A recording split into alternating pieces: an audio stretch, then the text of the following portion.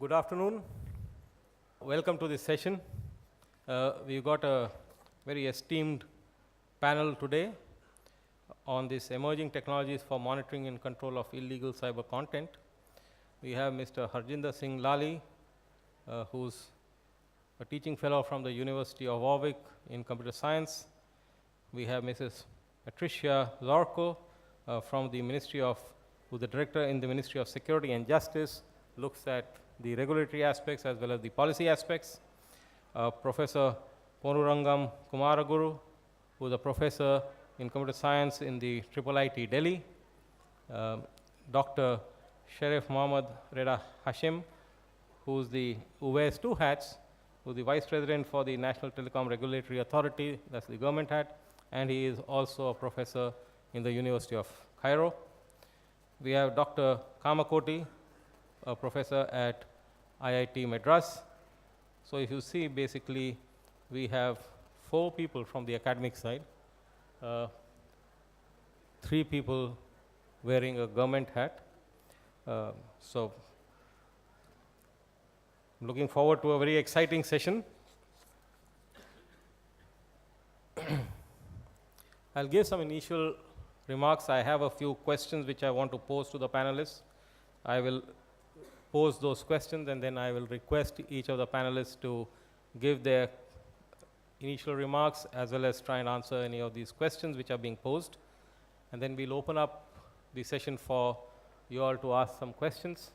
And I believe there's a virtual questions also coming in, so we'll open it up to the virtual people to ask the questions. Is that all right? Okay. So today we are living in a VUCA world. You all are aware of the VUCA world? Yes, no? I see one head nodding. Are we aware of the VUCA world? Yes, one hand goes up, 2. Okay, which is volatile, uncertain, complex, and ambiguous. So which is driven by technology, and we need to show leadership in handling a VUCA environment in a globalized economy.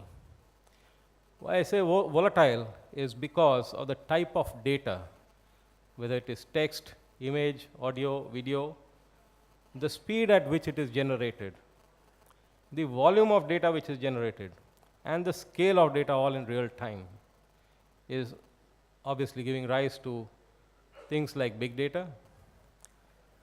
That's the V part. U is the uncertainty.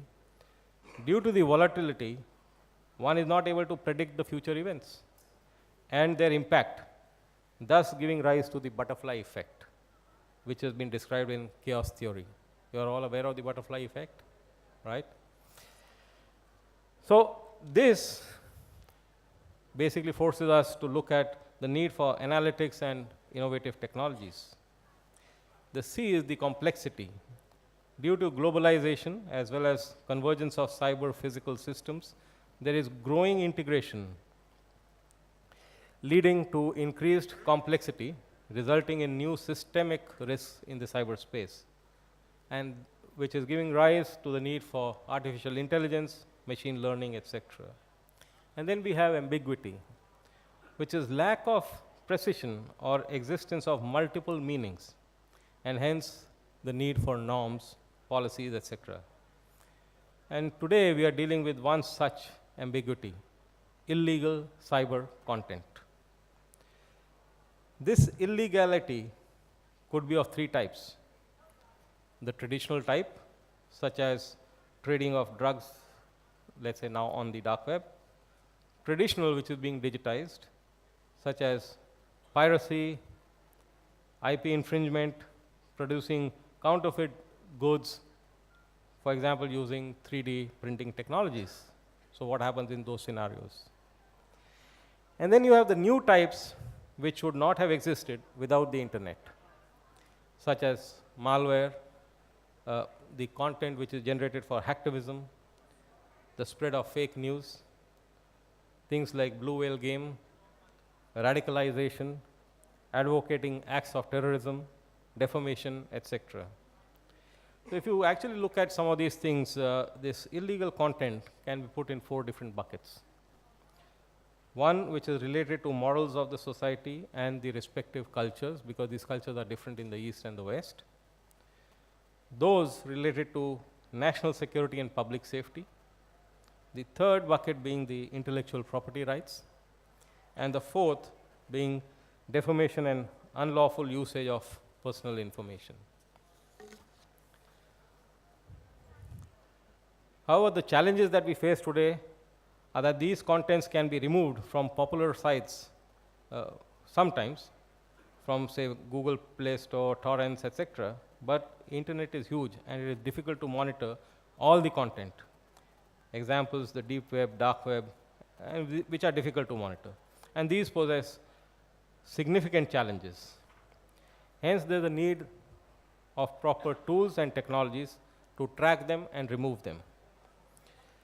An effective monitoring mechanism has to be developed which can monitor and scrutinize illegal cyber content, and the agencies doing this should have the legal authority of taking down and directing the service providers to remove those contents. An automated system should be there to proactively find and track illegal content on the internet. For this, the need of technologies that can assist the monitoring agencies in identifying this illegal content. There are millions of, for example, illegal video content in popular media's platforms owned by Google. These are full-length movies, albums, major record companies, and these videos can be easily downloaded instead of buying. Copyright owners have spent millions of dollars for paying the lawyers, however they get pittance as damages. Having said that, I just want to raise 5 specific questions from my end. As I said, we are looking at the VUCA world, and I'm looking at this ambiguity. So how do you define illegal cyber content? Because it is different in the East and it's different in the West. So is there a global consensus of what is illegal cyber content? And how do we drive a common understanding across the complete ecosystem for this illegal cyber content? The second, what in your view to this esteemed panel are the challenges faced by society with respect to illegal cyber content at a global level? And when does data transit from legal to illegal? The third, has technology been effective and efficient so far in monitoring and controlling illegal cyber content? And what happens when there is modification of data? Would that make it illegal? The fourth, what are the emerging technologies to address illegal cyber content? And when you are developing these in the academic institutes, how do you arrive at use cases for such emerging technologies? Where do you decide what use cases will be done? Are these looked at from what the Western world wants, what the Eastern world wants? Because your next billion is going to come from China, India, and Africa, and LATAM. So where are you getting your use cases from? And the fifth one is with end-to-end encryption in most of the communication or internet these days, how would emerging technologies balance the need for privacy and needs of society, law enforcement agencies, businesses, and national security agencies with regards to illegal cyber content? With that, I'm going to request Ms. Patricia Zorko to make her comments and try and answer some of these questions. And I would urge you all to kindly note down your questions so that when you have the opportunity, kindly raise them to the esteemed panel. Thank you.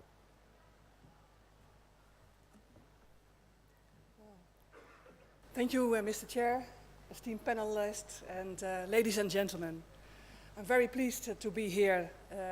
I'm very glad to be back at the GCCS, because the last time I was at the GCCS, it was in my hometown in the city of The Hague in the Netherlands. And we hosted you all in 2015. And some of the key points of that conference were the discussions on coordinated vulnerability disclosure and increasing CERT maturity. And another important milestone, of course, was the launch of the Global Forum on Cyber Expertise. And I'm glad to see that our Indian hosts have built upon and expanded the earlier work. And I would therefore like to thank the organization for the hard work that they have put into making this important conference a success. And for me, being in India is also special because it is a country where I was born 53 years ago. And I was a happy baby and lived there for just 2 years, so I don't remember myself, but for me and my family, it was a very important time. And since then, I'm following the Indian developments, and I'm so inspired and amazed about everything that is happening in this country. Well, to leave sufficient time for discussion, and maybe to contemplate later in the discussion about the questions raised by our moderator, I just will give you some insights of our policies, but also about how we handle the problem of illegal content. And of course, my background is more the policy-making background. So just to warn you that we have also the diversity in the panel from the policy-making up till, I think, really technical knowledge. Well, when it comes to illegal content online, we make a distinction between the spreading of malware and, for example, hate speech or discrimination. To counter the spreading of malware, we have the so-called notice and take down approach. And here, the National Cybersecurity Center, our national CERT, which I'm responsible for, will use its tools to detect the malware and the server that is spreading it, or the NCSC is notified by one of its international partners, because the international community is very important. We will then contact the server provider, inform him or her of the problem, and ask to address the issue. So in most cases, the provider is glad to help, and the problem is solved. So in the cases where the provider does not cooperate, then the NCSC will refer the matter to the law enforcement. Then, of course, then there will be also the assessment whether it is really illegal and prosecution can take place. To do this effectively, you need to have the good contacts with the service providers. So we really believe in a multi-stakeholder approach to work together publicly and privately. To be also trustworthy as a CERT, a strong investment in relationship. And the Dutch NCSC is also a member of several international CERT communities, like the CERT in India. The NCSC is also the member of the Forum of Incident Response and Security Teams, also called the FIRST. In Europe, we are also building a CERT network and to help each other when it comes to spreading the harmful things. If I talk about really harmful content, for example, I would like to go into the content of terrorist propaganda as an example. The Dutch government also will take action. Here too, we will work with the hosts of the content at first, and of course that are the social media networks. And this becomes even more vital as recent attacks show the enduring appeal of terrorist propaganda. And this will continue to be so even if the physical caliphate will collapse. ISIS is likely to increase online propaganda and incitement of terrorist attacks. So national law enforcement has a vital role in identifying terrorist propaganda and making referrals. And the national police, the Netherlands, is finalizing to set up an internet referral unit to address that issues. In addition, the Netherlands thinks that internet companies could and should do more to remove terrorist propaganda. And we believe there is still room for improvement on a voluntary basis. So it's the balance between enforcing, but also inviting and calling upon all the partners to take their responsibility.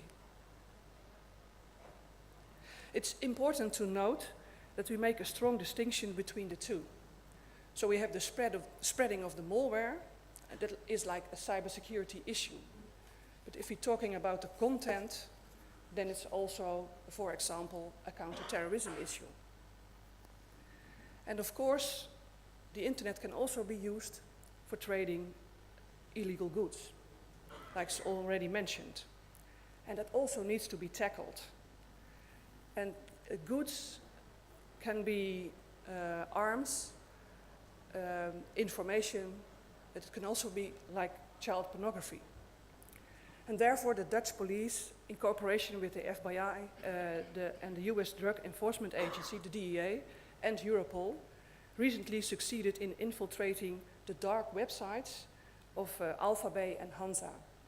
So it's also an example of international cooperation, working together, infiltrating in the dark websites, taking over the websites, and then apprehending the suspects.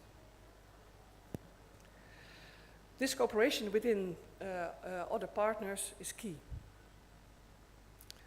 The cooperation between the public sector and the private sector is one of our pillars of the Dutch approach. Let me conclude with our Dutch approach on cybersecurity quite shortly. We are committed to keeping cyberspace open and to have a safe and open internet. Among other things, this means taking full advantage of the opportunities this digitization offers to our economy and society. So to really also emphasize the opportunity part of the digitization. But also addressing the threats and protecting fundamental rights and values. The nexus between growth, security, and freedom is a dynamic balance that must be achieved through an ongoing, open, pragmatic dialogue between all the stakeholders. And that also concerns assessing which is legal and illegal. This will remain so in the new national cybersecurity agenda that we are currently developing, and I'm showing on the slides what are some of the key issues.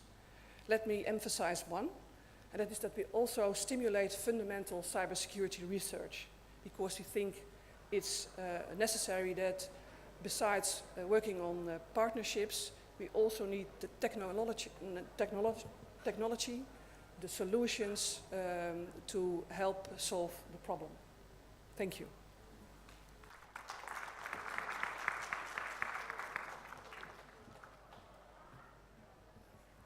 Thank you, Patricia. I think she has made some important points about need for close cooperation with ISPs, and also that the internet companies should remove terrorist propaganda on voluntary basis, and also the need for standards for IoT and software liability. Now, while we'll come back to some of these things, but I'm not sure whether this voluntary basis works or not, and that's the reason why I said, how do you look at and arrive at use cases for these sort of technologies? Are those use cases looked at from a culture perspective or not? Because the cultures are different, and that is where we see challenges and conflicts. And that is why probably the voluntary basis is not working. Cooperation with ISPs is mostly going into the regulatory and policy aspects, and that's where the roadblock starts. So we're trying to focus, that's why, on the emerging technologies. I would like to, for the other panelists, remain on that. And standards for IoT, yes, that's a necessity, and software liability. I think we've seen this whole cybersecurity industry evolving because of vulnerable software. If the software was not vulnerable, do you think all of us would be sitting in this room talking about security? You know, just look at it. I mean, how vulnerable software has evolved and given such costs to people traveling from all over, trying to figure out what needs to be done, look at the carbon footprint, burning of fuel, the money which is being spent, etc., etc. So I'll leave it there. I'm not going to delve into this further. And now I'll call Professor Kamakoti to give his views and comments.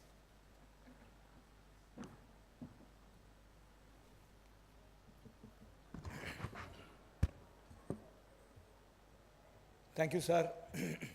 So, I'll take a different look on this. We'd like to understand illegal data. Is it a problem of people alone, where process and technology are not an issue, or it is a problem of people and process, or is it a problem due to people, process, and technology? One of the important things that we are still debating is to first define what is illegal data.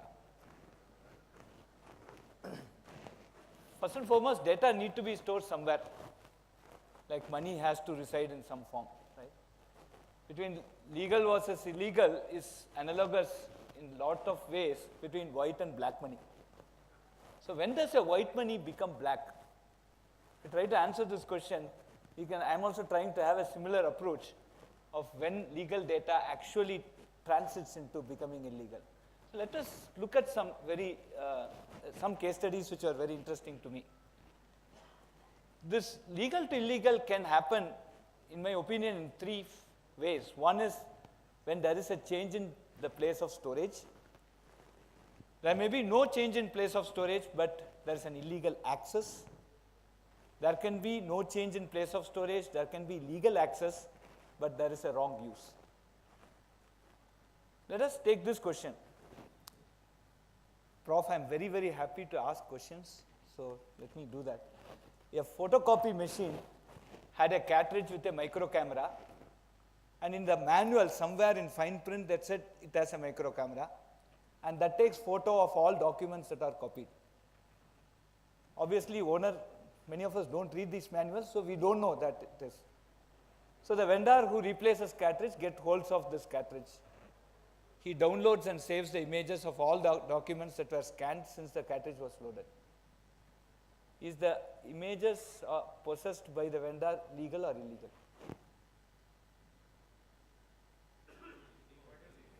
Why? You didn't say that, like you should not download. Nobody said that. Where is it said? You have given it, right? You have asked him to take the cartridge. You have shared the data.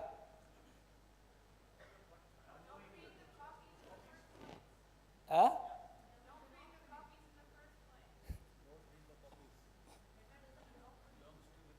Why? Who said that? You have given a purchase order saying, take the cartridge, and you are giving this within that cartridge. So if you answer this question positively saying it is illegal data, now I have another question for you. So you'll have difficulty in answering that question. Okay.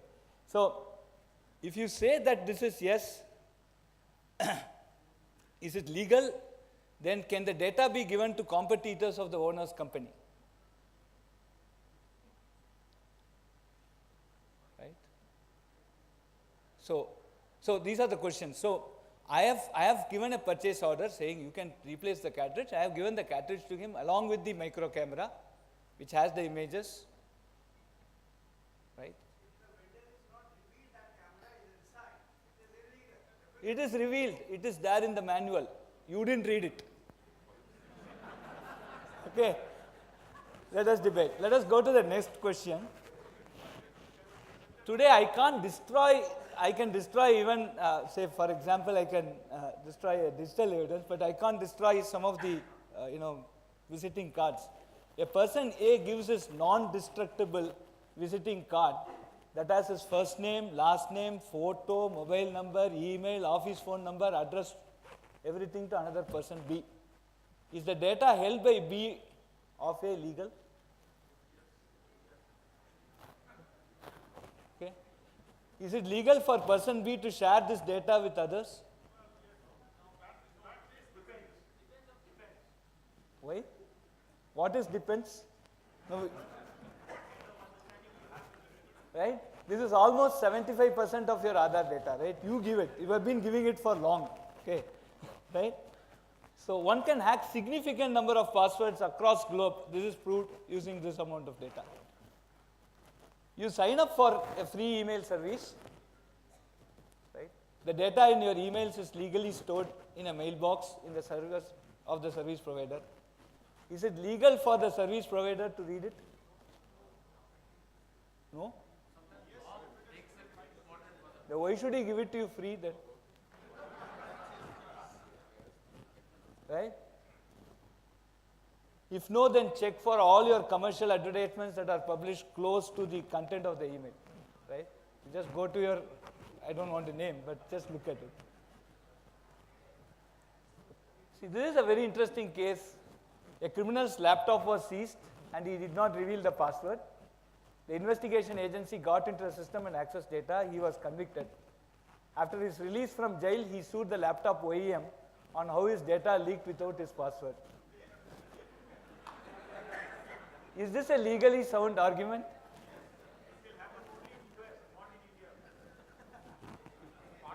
Can happen also, right? So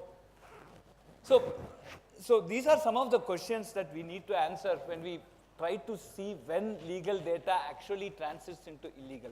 And so from a technology point of view, there is always a big duel between fault tolerance and security. Right? I make multiple backups. I keep one in data center. I keep somewhere, you know, I store it on tapes. I store it in different forms, different plots. And then lot with version control. And in order to protect my data for the confidentiality, etc., I also have logic bombs that are put in systems just for the security reason, right? Which gets activated when I boot the system, and when I give a different sequence, it gets activated and destroys the content there. And there are also a lot of places where, again, for security reasons, many of the transactions that happen are in-memory database, which gets erased when the system is, so these are all live data. Now, from a Digital Evidence Act point of view, right, and in addition, I'll also finish some of these, there are technologies which now give you something called a high assurance boot. We can establish a root of trust, a chain of trust, a lot of encryption we can do on the file systems, and we can assure that these are non-tamperable with proper access control. So by this, I can actually protect my data and maintain its legality by saying that there cannot be an unauthorized access to it, nor there can be a illegal copy of this. And there are also systems that are sold in millions today now, which do multiple hard deletes on disk while you are condemning the same. That I just throw out the disk, but then I need to ensure it's completely there. And for long, we have been working on licenses which are basically based on cryptography, where we believe in the encryption, the mathematics, the power of the computation, and we believe that it cannot be broken. But again, the drawback there is, as your raw compute power increases, these keys can be broken, and there have been old softwares which are sold on old licenses today are broken, and there is a piracy that comes out of that. Okay. So, but on the other hand, when we look at, I remember to have seen some report on Digital Evidence Act which I reviewed. The live bomb, the HAB, etc. are the biggest impediment when I want to do a digital evidence. Imagine an IT raid is coming into a company, they just do a live bomb and all data gets erased. Okay. So when we want to do a Digital Evidence Act, then these security measures actually become an impediment. Okay. So these are some of the thought process I want to put across, where what is legal, what is illegal. There is a process for protecting legal that turns out to be good for some places, bad for something else. And then, there is technology which is useful at lot, but there are also, some places it becomes bad.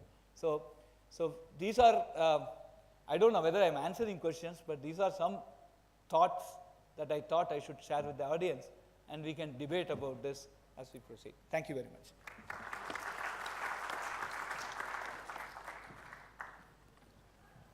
Thank you, Professor Kamakoti. This just goes to re-emphasize that this ambiguity which I talked about, you made it a little more ambiguous.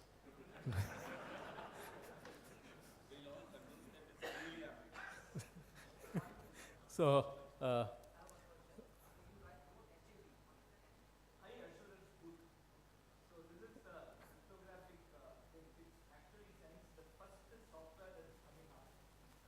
you can just use this mic if you want. The first boot software that is coming up is not tampered. You want to assure that, so you sign it, and that is non-tamperable, so one-time key.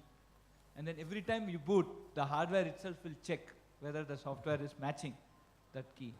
And if there is any small tamperer, then it will not boot. The system will crash.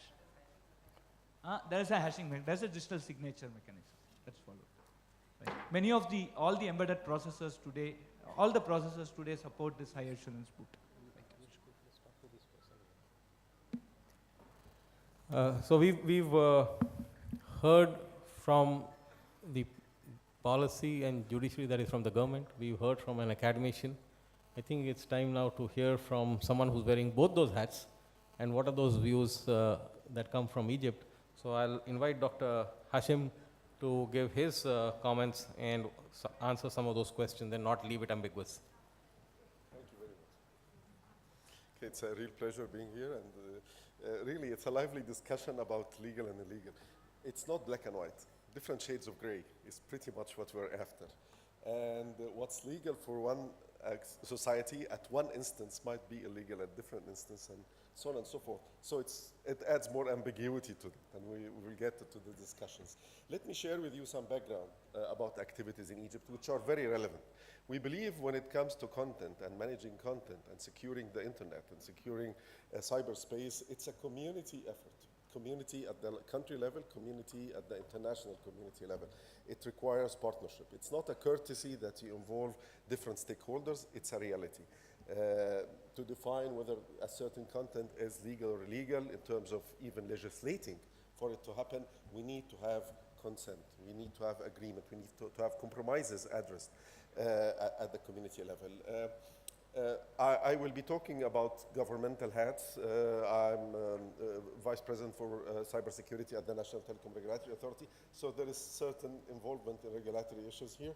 Also, a recently established Supreme Council for Cybersecurity at the cabinet level was established in Egypt, and it launched a national cybersecurity strategy, of which, of course, security, privacy, research and development, and we haven't touched on that yet in our panel, are addressed. Next, please. I'll give you some highlights about cybersecurity developments in Egypt. Egypt established a national CERT about 8 years ago, a little bit over 8 years ago. Although the CERT was established in the telecom sector quickly, it was called upon to address issues across various sectors and to be involved in phishing, anti-phishing activities, even in trying international rings for cybercrime in financial sector and others. Among the activities that we were also being called upon has to do with really hacktivism and how hacktivism can affect the quality of service in our telecom sector. We try to be, as a CERT, neutral, especially when it comes to political, religion, and sports, actually, sport conflict. At one point, hackers in Algeria and Egypt exchanged attacks because of a football game, but threats can emerge anywhere. Egypt also established at the ITU level the Child Online Protection Group, and I chaired the group for 7 years. And we addressed child pornography. That's actually among maybe very few issues where illegal content is really defined to be illegal globally. Otherwise, very few instances where you have unanimous agreements on whether a certain content is illegal across different borders. And even then, we urged that this should be addressed in a multi-stakeholder approach. We are at the ITU, but we broke different barriers involving private sector players to be in the decision-making, involving the youth to be in the decision-making at the ITU, which is a first kind first time for a council working group at the ITU. So I see this as central really to asking the right questions when it comes to legal and illegal. Next, please. Egypt was ranked by the ITU to be the 14th in terms of readiness, covering regulatory capacity building, international cooperation. We felt that it should be put in the constitution. Our current constitution recognized that a secure and safe cyber space is essential for Egyptian economy and is a main pillar of the Egyptian national security. This is it's a specific article that was inserted in the constitution so that we know that we have homogeneity between different legislations at the country level, and we have clear directions when it comes to addressing these issues across different borders. We have members in the Supreme Council of Critical Information Infrastructure Protection and Cybersecurity that was established a couple of years ago, involving various sectors. Again, all sectors involve private sector in making their decisions. Next, please. Capacity building and building the know-how is critical. For a country like Egypt, we had to jumpstart the process by a project that was awarded top place worldwide, training professionals, certifying them at the highest level in critical sectors. That was in 2009. It's very important to engage regional frameworks, international cooperation agreements. We participate in cyber drills, although we are obviously not Asia Pacific, but we still participate in the Asia Pacific cyber drills, the Islamic countries cyber drills, Arab region cyber drills, and we are a member of FIRST. We organize events with the ITU and other entities. Next, please. I had the privilege of being one of the UNGGE experts in 2012-2013. I participated also in the following round. Egypt has been there for 3 rounds, and really addressing these issues at the highest level of the United Nations is key, and I urge all of you really to know more about the UNGGE. It's very important. It is not easy building confidence. Our colleague from the Netherlands were there in different instances, and we have actually two former chairmen of the UNGGE in our conference, this time, and several of the experts. It is very important really to involve the society at different levels and to engage them in various discussions. Next, please. We host, countries and colleagues from across Africa, and we train them. We are a founding member of the Africa CERT. We are very much also involved with our event, our colleagues in the Arab region. I just came from the regional summit for Arab countries. We have excellent relationship with the India CERT, with various CERTs, and we are very proud of this. Having the dialogue is very important to address issues at the global level and to build consensus. Next. I'll have to come quickly to the issues.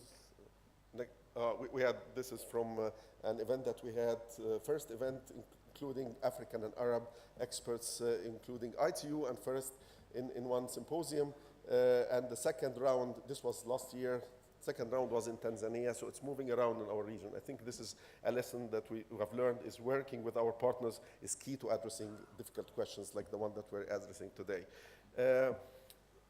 When it comes to legislation and legal frameworks in cybersecurity at large, and specifically when it comes to addressing illegal content, especially when it comes to terrorism and activities that are devastating to our citizens and population and our institutions, require dynamic mechanisms and processes for developing such policies and strategies and finally legal frameworks.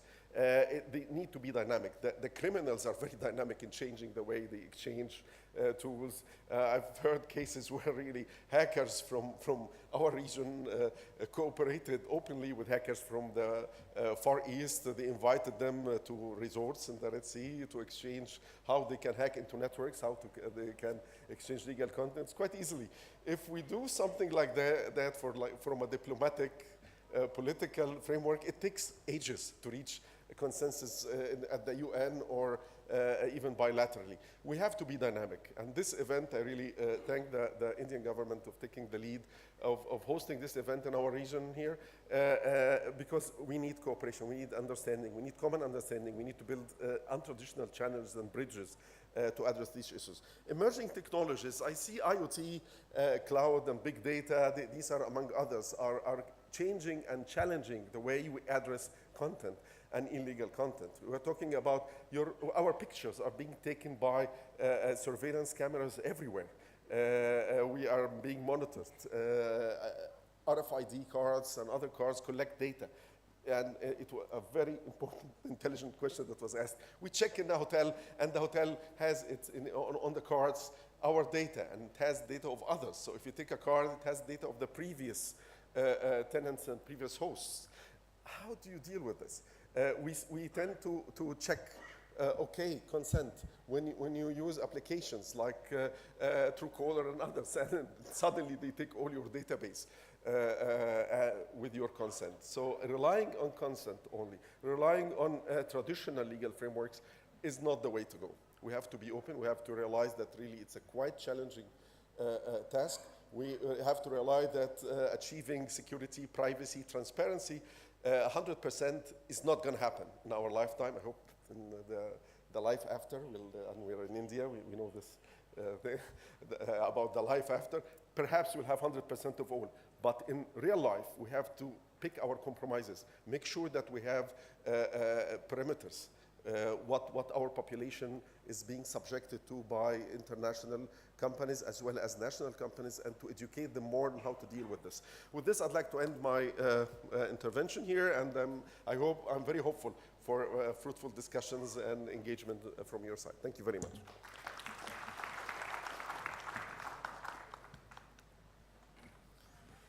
Thank you, Dr. Hashem. So definitely, he mentioned that there is a global consensus and acceptance to address issues of child pornography, but for other things like pornography or rape or gang rape, probably there is still no global acceptance. And I think that is, as I mentioned, cultural perspectives, those have to be addressed. I do not know how technology is addressing that, what is being done, so I'm still waiting for some of those answers from them, from this panel.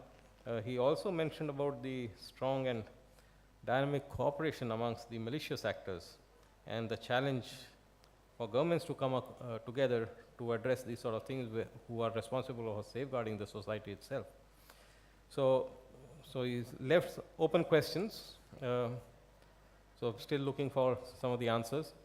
With that, I'm going to call upon Mr. Lallie from the University of Warwick to give his views and also try and still answer those 5 questions.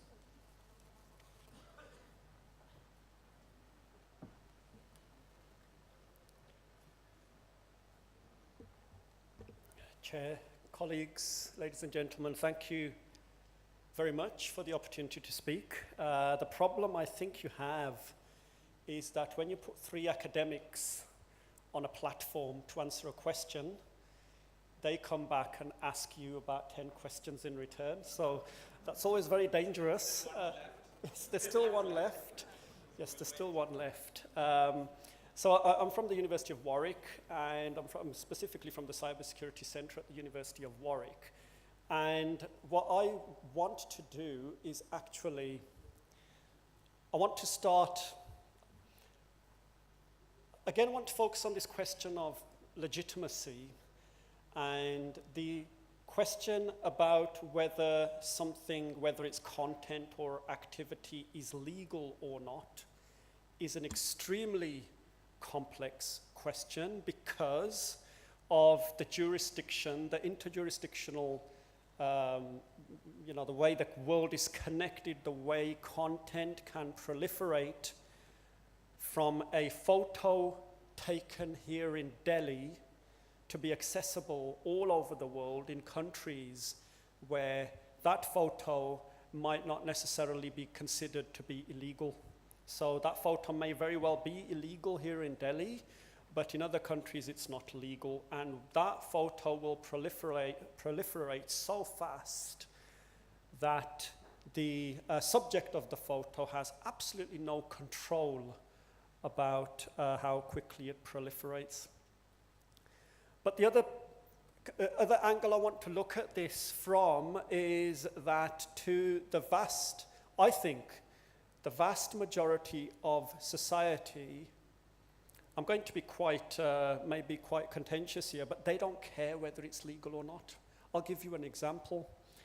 Offensive content that hurts the sentiments of particular communities, particular religions, those religions don't really care whether that content is legal or not, because it's hurt their sentiments. And it is sometimes it is the type of content that can cause mass hysteria, and we've even seen in some cases it's the type of content that can cause riots. And you might have an issue, an incident taking place somewhere in Europe where a cartoon is published online, and in that country, that cartoon, that digital content is not illegal. But around the world, in Muslim countries, for instance, that cartoon is seen to be deeply offensive and completely illegal. And the members of the religion in that case, in those countries, to be quite frank, they don't care whether it's legal or illegal because it's hurt their sentiments. So we have this very big gray area where there's offensive content published, and we don't like that content, and we as a society want to find ways of how can we address this content, how can we stop it from being proliferated any further. Unfortunately, unlike Facebook, the internet does not have a like or a dislike button.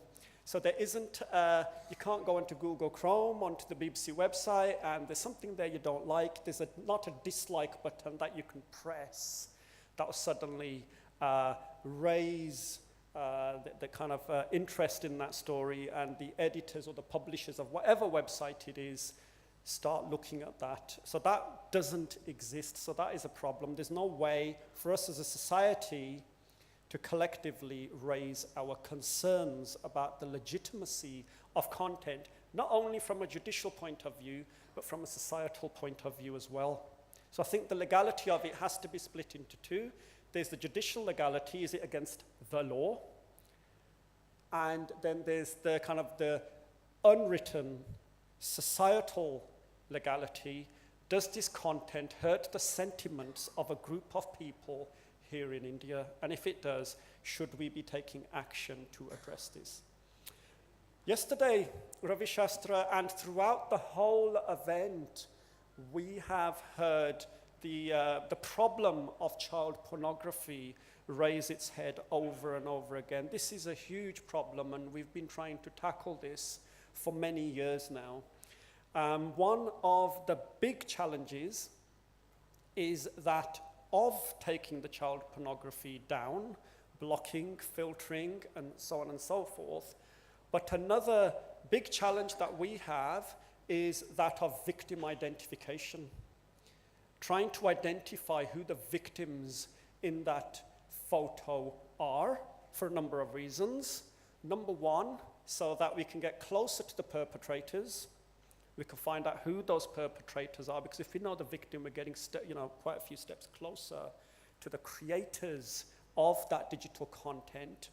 But the other reason is that there's a child out there who is probably still being abused, and we want to try and stop that abuse. Now, although the moderator has demanded that we answer these questions, some of these questions don't actually have easy answers. So, with photographs, we can use hashing technology. We can hash a photograph. We don't have to view the photograph. We create a hash of that photograph, and we can compare that hash with databases or hashes that sit in databases around the world and immediately recognize that that photo emerged, or it was created somewhere in country X, and that the victim is someone by the name of Y. So that technology does exist. It's not necessarily an emerging technology, but it does exist. But there are always, as academics, we're trying to find ways of making that technology better. And one thing that doesn't quite happen, and we need to find a solution to, is given that there are databases around the world, there's a number of them, for instance, in the UK, the police forces use a database called C4P, and that database has hashes of illegal images. The problem that we have around the world is that there are so many of these databases, we need to find a way of connecting them together.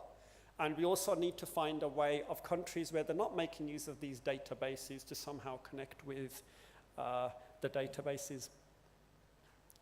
The other big societal problem we have, I come to India quite frequently, and I'm quite intrigued by the news and the stories relating to cybersecurity. I've seen the domain grow very rapidly in the last 5 or 6 years.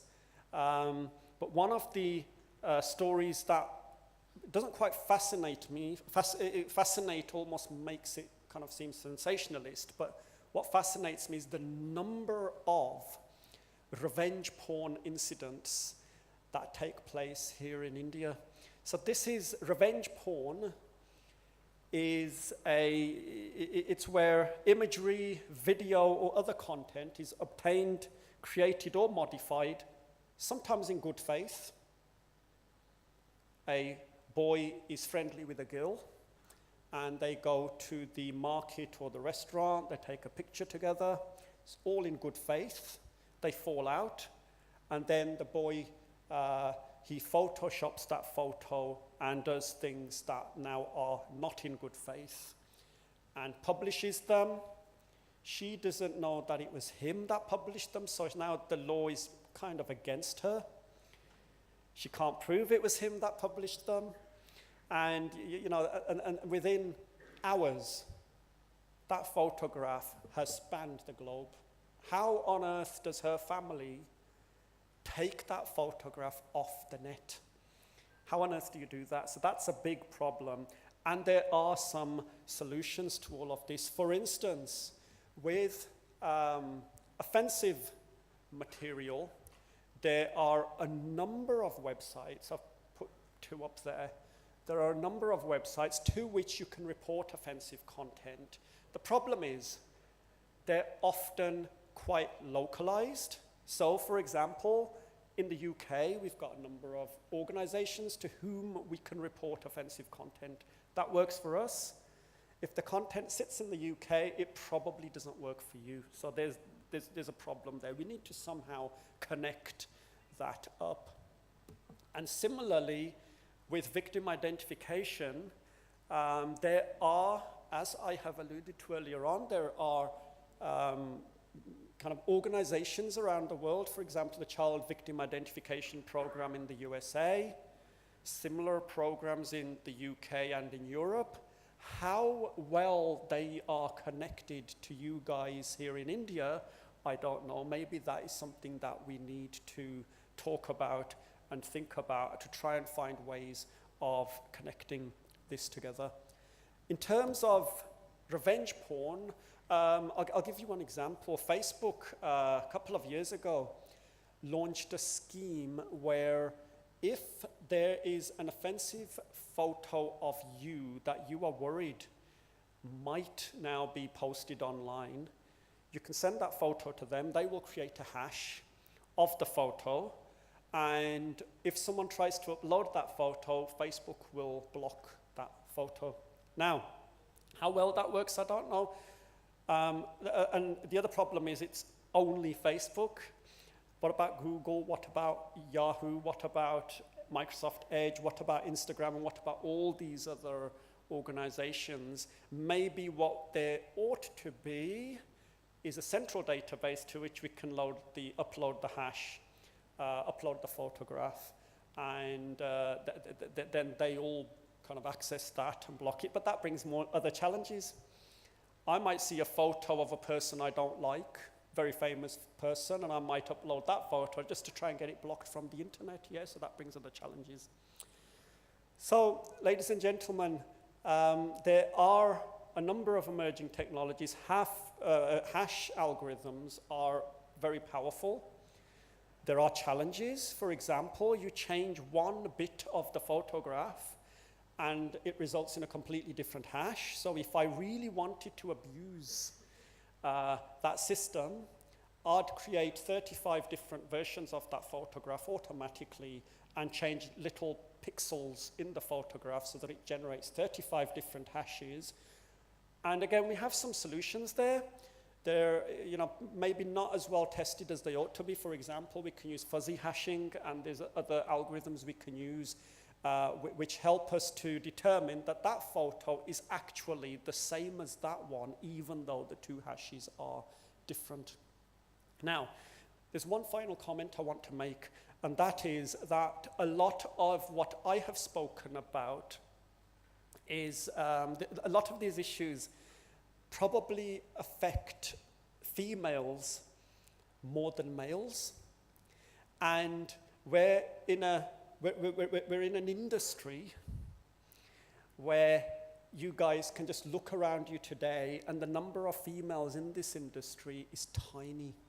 There's very few females in this industry. So this is an industry kind of driven by males, and I think it requires more females to come into the cybersecurity industry to kind of understand that this is an industry that they can succeed in, that they can do really well in, because often these agendas are much better driven by females.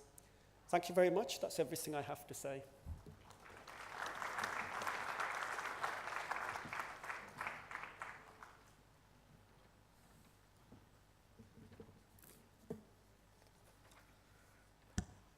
Thank you, Mr. Lallie. That was a great weaving of cybersecurity, computer science, and psychology. So that was very interesting. So he did bring in the psychology concepts of the content serving the sentiments, etc.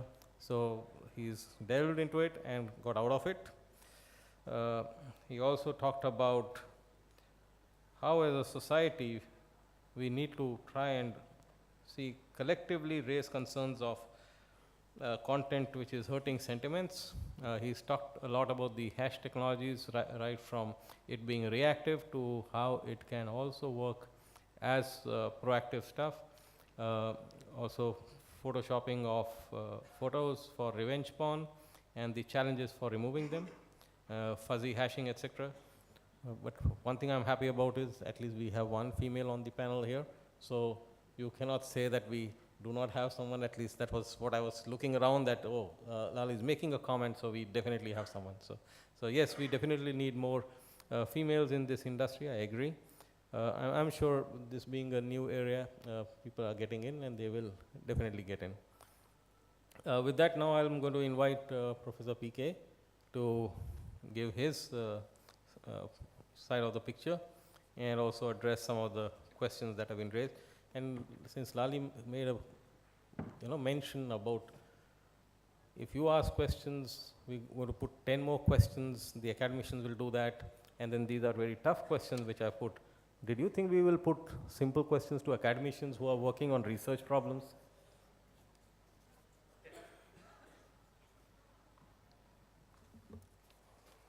Good afternoon. Good afternoon. Good afternoon. Wow. I think 45 minutes or 50 minutes of our panel put you to sleep, I guess. So let's ask some basic questions. How many of you are on Facebook? How many of you are not on Facebook? Keep the hands up, keep the hands up. Let others look at them and say, how do they live their life? What do you do? Right, I can't, yeah.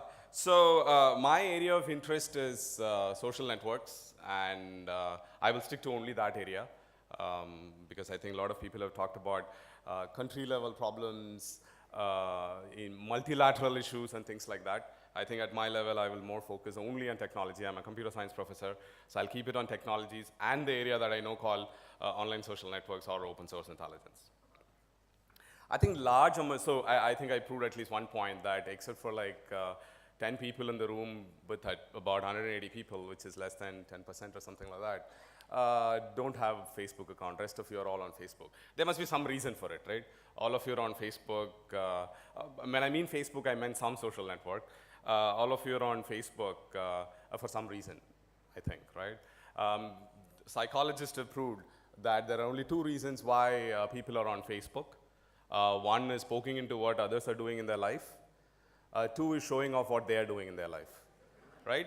So this, you will see, right, many of you are taking pictures, many of us are taking pictures. What are we going to do at the end of the day? We're going to just post it on Facebook and say, I spoke at GCCS, right? That's what, so two words, vanity and poking. Facebook even has a feature called poke. That's where it comes from, right? So with that social network, so another question that I'll ask, I'll keep you awake, right? How many of you have downloaded at least, this is going to Professor Kamakoti's slides, but he was talking about printers, but I was trying to talk about, let's take even the technologies more that you use. How many of you use smartphones? Keep your hands up, I'll keep it. Of those of you who have used smartphones, how many of you have downloaded a single app in the last, let's take 1 week? Keep your hands up. 1 month? More hands up? Yeah. Of those of you, how many of you read the EULA, End Users License Agreement, before clicking the button called Agree? Right, so probably you were involved in writing it. Unless people who are involved in writing it, nobody reads it, right? So he was talking about in the printer world, which is what he is more close to, more in the hardware side. I'm more close to the software world. I see that happening, right? Facebook, we ask a lot of these questions about, oh, is this, meaning you clicked a like button on Facebook, or you were exchanging an email with one of your friend on his vacation to Kerala, and then 2 days, or next day morning you log on to Facebook and you see an ad which says that 2,000 rupees slashed on tickets to Kerala. Where is that coming from, right? So there's something going on which we should probably think about. So I'll speak about a few things when Dr. Sanjay Bahl mentioned about what should technologies do and what we are doing. I'm going to answer the fourth question that he has, emerging technologies, for addressing illegal content. So one of the problems that we have been working on for some time is actually this whole video business on YouTube, right? And I will answer this, specifically I'll answer this question, how do we pick use cases? Use cases in academic world are picked in at least the little experience I have. I'm sure I'm not going to hurt the philosophies that other professors have on the stage. The little experience I have, I pick problems in two ways, right? One, either it should affect me or it should affect the society. I got my PhD from Carnegie Mellon University in the School of Computer Science. That's probably one thing that they have taught us is pick the problem either the society is facing or pick the problem that you have in your life. So I have 2 kids. One problem that I started working on, this Kids Tube, I'm calling it a Kids Tube, but it's basically a problem on YouTube, which is that you search for Mickey Mouse. I'm connecting to the illegal content. You search for the word Mickey Mouse, right? And it shows up 20 searches. And of course, the kids are wanting to watch the first few of them. They click the third one, and it starts off playing the Mickey Mouse, right? After, let's take it's a 3-minute video. After 50 seconds, right, 50 or 60 seconds, the content actually turns into illegal content. It's a Mickey Mouse content. The metadata of the entire video is exactly Mickey Mouse. Title, comments, everything, right? Whereas the middle part of the 3-minute video, middle 1 or 1.5 minutes, is actually illegal content. That illegal content is actually a variety of things which has already been said. Pornography, how to make a bomb, whatever, right? So people are actually injecting content into this videos, which is actually easily accessible to kids and pushing their content. That's one specific project that we have been spending some time on, how technologies can help, where today actually technology can help in many ways. So you can do a lot of things on your phone, where you can build technologies to address these kind of problems. The other one, Dr. Sanjay Bahl said before about blue whale. Blue whale is another problem. See, both the problems, if you see, the first one is more personal experience, second one is actually societal thing, right? About a month and a half back, people reading newspapers in India or following news in India, you would have seen that blue whale actually was in the top of the news, right? Every day we were getting something on the front page of newspapers about blue whale. So one interest that I have with the blue whale problem is actually to find out who are these victims, right? So I collect a lot of data or analyze a lot of data in Twitter, Facebook, Instagram. I almost have all social networks that you can think of on my phone. How many of you have an account on Tinder? How many of you don't want to answer that question? at least in this audience, I guess, right? How many of you know a network called VF? No? Okay. So that's the network that is actually most popular for promoting the content on Blue Whale. Blue Whale is this game, I'm sure most of you know, people at the end of the playing about 40 tasks or something like that. Get about 4:20 a.m., right, and cut your hand. Get about 4:20 a.m. and jump outside the window. Those are the kind of tasks that Blue Whale has. So we've been trying to analyze whether we can find the victims or can we find actually the curators. Curators are the people who are actually giving the task. There's no APK files, there's no downloadable nothing. It is just instructions that people are giving it to you and getting you to do things. That's Blue Whale. So 2 technologies, 2 specific answers for how emerging technologies can help. I don't think so we could have done, at least I myself could have thought about solving some of these problems, addressing some of these problems a couple of years before, because I think technology is allowing us to do that.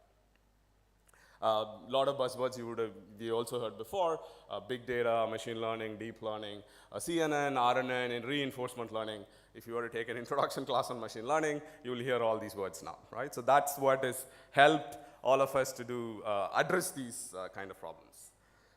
I will actually pose some provocative questions, actually.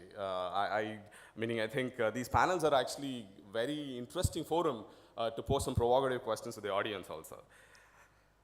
We said about, I think somebody else earlier said about collecting data so that all the countries can actually share these images, so you can actually share, connect to this database and find out whether this image is illegal content or not. That's something we should all do. Particularly, I see that Dr. Bahl has heard this from me many more times in the past, which is that many of us who are involved in these kind of topics address the problem more from the anecdotal point of view. We don't ask empirical questions. Nobody asks answers to the questions of 34% of Indians do this, right? 56% of Indians have this problem on phones. We can't answer these questions. We only will come up with answers saying that, oh, we spoke to some people, or I think this is the way, I spoke to some people and that's the way. So I'm a big fan of empirical data. Empirical data is what makes actually a lot of interesting decisions. Without numbers, it's hard to justify anything, so to say. That's my, so to say, recommendation if you were to look at it. But here is another question. How many of you are working in the space of addressing any problems connected to illegal content? Or any problem that you're solving with technology? Let's go even further. Oh, if not, why are you inside the room? Okay, so some of you are working on this. My big question, I always want to ask this question, is that how many of you working on solving any of these problems are talking to an academician to help you or to be part of solving the problem? Raise the hand. Right, so that's very few, right? Among 180 people, that's like less than 18 people, right? So this is something I actually want to leave with you, which is that we want to solve problems, right? But you're solving it yourself. We are solving it ourselves, government is solving it themselves. Well, where do we go with this? We don't go anywhere, right? We don't even, actually speaking, sit in a conversation with people. We won't even speak the same terminology. Nomenclature is different, right? When Professor Kamakoti and I were talking earlier, what is this illegal content is what we were questioning ourselves, right?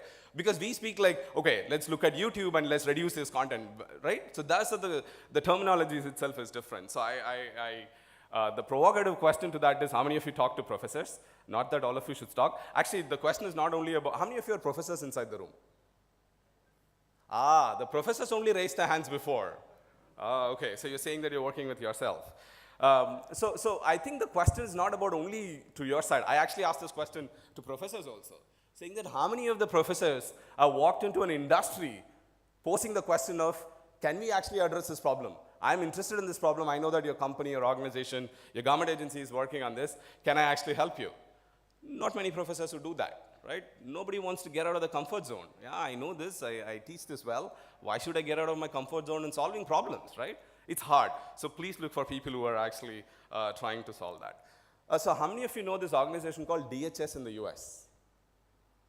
DHS, right? So I'm a big fan of this and other tasks. I think I said 3 or 4 things that I'm a fan about. DHS in the US, right? It may be in everywhere, but yeah, Department of, that DHS in the US is what I know, and I'm going to give a reference to it. So So they did one of the things that I like about these kind of panels and these kind of interactions is that we should all actually go back and write either a blog, a report, some kind of a document which is documenting all your thoughts, what you got out from here. You will scribble notes, right? And I can give you a lot of statistics to say how much of knowledge retention happens after 1 day, after 7 days. After 7 days, you're not going to remember anything that you actually got out from here. So my DHS, the reason why I'm referring to DHS is that there's an interesting report that DHS published a couple of years before. It's called Hard Problems in Information Security. They picked up, so these conversations should go on, and then we should actually arrive at a list of what government wants, what academy is interested in, what industry is interested in. Can we actually put that all together to say that here are the set of problems, pain points, right? All of us have pain points. If I ask industry, you will say there are like pain points which are 10 right now. If I ask him, he's going to say me 5 or 6 pain points. I probably also have pain points which is listed in the academic world, right? So all of us have pain points, but unfortunately we don't document any of them. Unfortunately, we don't come together to address it. So my point is that in the illegal content itself, in my area, which is called, which is where I'm more interested and excited about, social networks, there is no listing of problems, what problems to solve. So what would a professor do, right? I don't know what to do. So these kind of interactions help me to actually post this. With that, I'll stop, right? With that, I'll stop for questions if you have later. Thanks.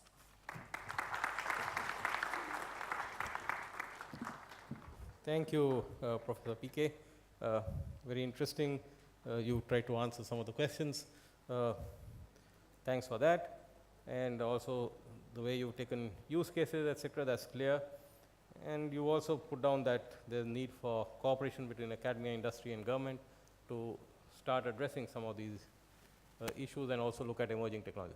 So first of all, I want to thank the panel for making sure that this room remains full till the end and keeping them awake. So probably this is the first time when you see professors actually keeping everyone awake.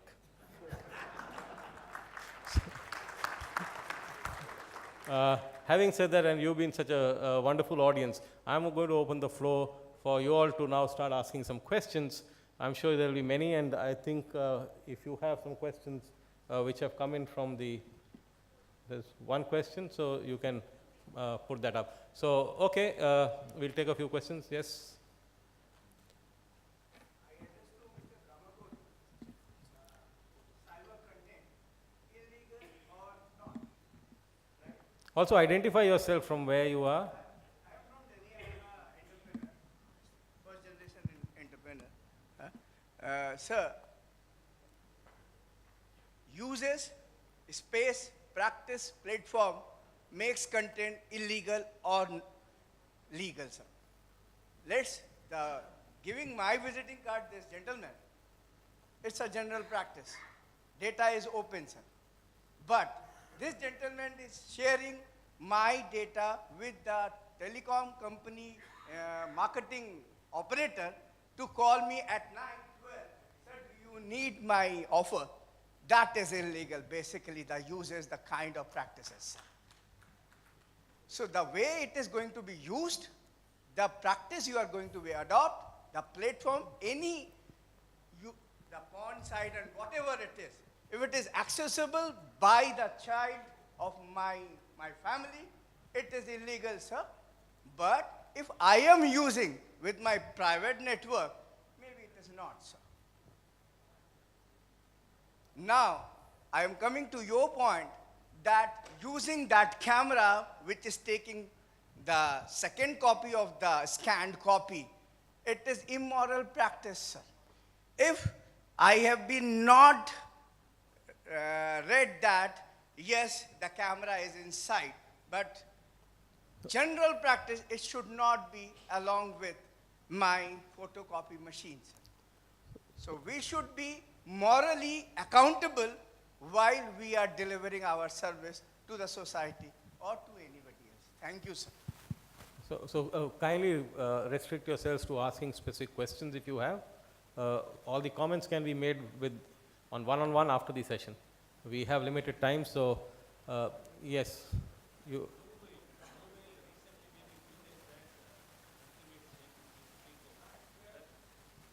Blue whale, I think Whom is the question directed to?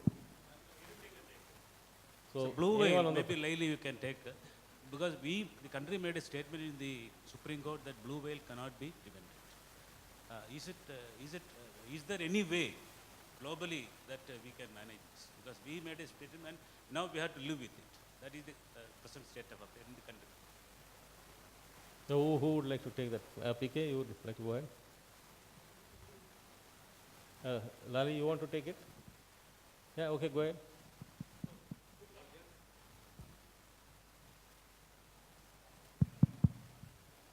The problem we have with it's kind of like a concept really, isn't it, blue whale? The problem we have here is this again is accessible content. I'm not fussed about how this content becomes accessible, whether it is an app or whether there is a website that students are accessing to gather this content, and you know the way they're accessing it is one issue.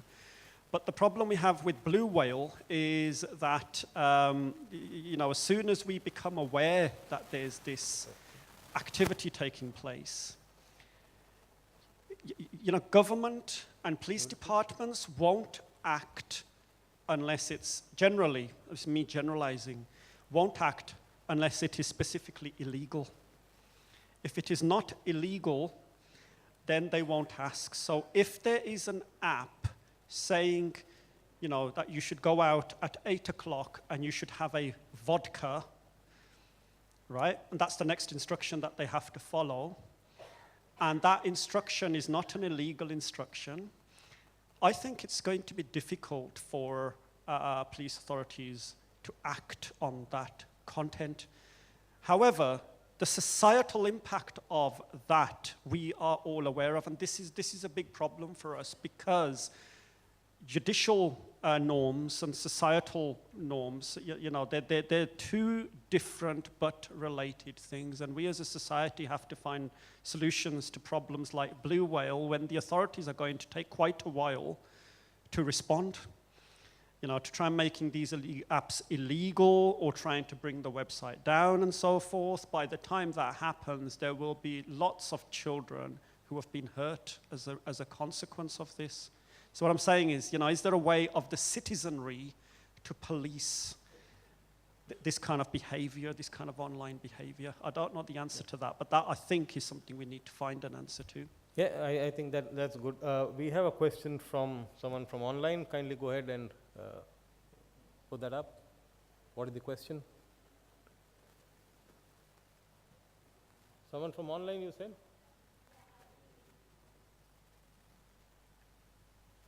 We will come back, just one. Good afternoon, everyone. Since we are live right now, we have one question from our remote viewer. His name is Pravesh Sharma. Since you have, this is for Kamakoti, sir. Yeah. So since you have warmed up the session with printer, would you please tell what other incidents like these are possible, and how can we determine that there is nothing dubious inside any equipment? So you can talk give of some examples. the entire Trojan and malware that we are talking of. There is one case study. I can just give you. This is possible in any software or hardware system, which we are not designing or which we don't have the complete source code. There was one database, and somebody, the source code was running to millions of lines of code. Somebody just looked into it, accidentally found the word politically, and then they just traced the code. They found that in any installation across the world, if I log in as username as politically and password as correct, right, I get root access to the database. Okay. So this is one example I can tell you. So if you buy a software, we cannot basically test all possible logins and passwords combinations. So this is one thing that is possible. There are a lot of reported malwares and trojans that exist, which can basically go and which is totally we can't find out by looking at the hardware or the software. and that can basically do something which we don't want it to do at any point of time. Okay, so we're going to have last two questions, one from the lady here and one from Rajiv there. So go ahead, what is your question? So this isn't an original question. I was in a panel discussion in the morning, and a lot has been talked about how you protect victims of illegal cyber content while the panel was going on. But not a lot has been discussed about the perpetrators of this illegal cyber content. So how do you stop the perpetrators, and two, how do you identify these perpetrators, especially with the developing technologies that are coming in, and you know how you can route things in different ways, etc. You can't always pinpoint to the perpetrator, and this goes for everything. This goes for your a lot of terrorist activities, a lot of propaganda videos, a lot of illegal content in terms of pornography, etc. So what are the technologies that are emerging to kind of pinpoint the perpetrators? I would like to answer this question. So this is always big trade-off between monitoring and privacy. Today we are looking at end-to-end encryption in WhatsApp, for example. There's an end-to-end encryption. There's absolutely no way by which I could find out what sort of fake news is being propagated by this. So the answer to your question is that we need to strike a balance, and I don't know whether we can strike a balance between what you term as privacy, where you want your message to be secret, versus what is actually being perpetrated. So when you need privacy, you pay the cost of fake news, and if you want to get rid of fake news, then you have to compromise on your privacy. So this is my answer, and this is what we have to live, and this is going to be reality. Yeah, PK, you want to add something? Yeah. So technology, I don't think so, at least from my point of view, when I spoke, I don't think so I was talking only about victim, right? I was also talking about curators. I was also talking about who are the people who are uploading the videos. Yeah. There is difficulty there to go to the actual users, but that's the difficulty which is, technology cannot help, right? I can tell you which handler posted it, how frequently the handler is posting it, but which IP it is posting, it's a next level of problem. Dr. Hashem, you wanted to add something? Well, to effectively go after perpetrators and child predators and so on, you need, international global agreements, legally, regulatory. You need technology to be in place. You need to be able to trace them and to try them across borders. And in many cases, they are using technology on their side as well. Botnets, it could be hosted in your computer at home, child porn sites. That's what they do. They store the data, they distribute the data, so it's very difficult. But there are lots of cooperation across different countries with the Interpol and with other law enforcement officers. And that's our best hope, is to get technology in the hands of the law enforcement and to get agreement at the United Nations level and the international level so that you are able to really trace them and to try them across different borders. Yeah, Lallie, you wanted to add something. Other kind of solution to this is that this is actually a social networking problem, in the sense that these photos are all connected. They're all connected, and in some cases we know who the perpetrators are, in some cases we know where they were taken, and in some cases we know that these photos are linked together. The photos have metadata in them, so they've got data inside the photograph that we can use to try and trace back to the perpetrator. But the technology exists. Look, one of the problems we have as an industry, I've told you about the gender imbalance, but the other problem we have is that we are really only around 6 or 7 years old. Okay, we are a very new industry, right? And I know cybersecurity, we've been teaching cybersecurity in the UK since around 2004, 2005. That is not long. And in that time, from then till now, which is only 13, 14 years, we've launched research programs. You know, research programs take a long time to launch. You don't just say in 2005 that we want to launch a research program, and then within a year, you've got output. It takes 4, 5, 6, 7 years to start getting outputs from that program. So we're a very new industry, and there's a lot of big data analytics, social network analysis, all these technologies that we need to start applying to cybersecurity problems. Yeah, Patricia, you wanted to add something. Maybe just to add that we all had a case in the Netherlands, Robert M., and he abused a lot of children and spread pornography also on the dark web. But what we see is also that it's important that you not only look at the children, but also at all what's surrounding the children. And it gives a lot of clues. And I know there's a lot of technology now available to do that automatically.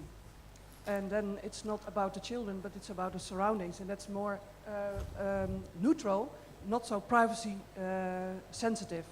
So, but I encourage that we need more technology, and of course we have the balance with privacy.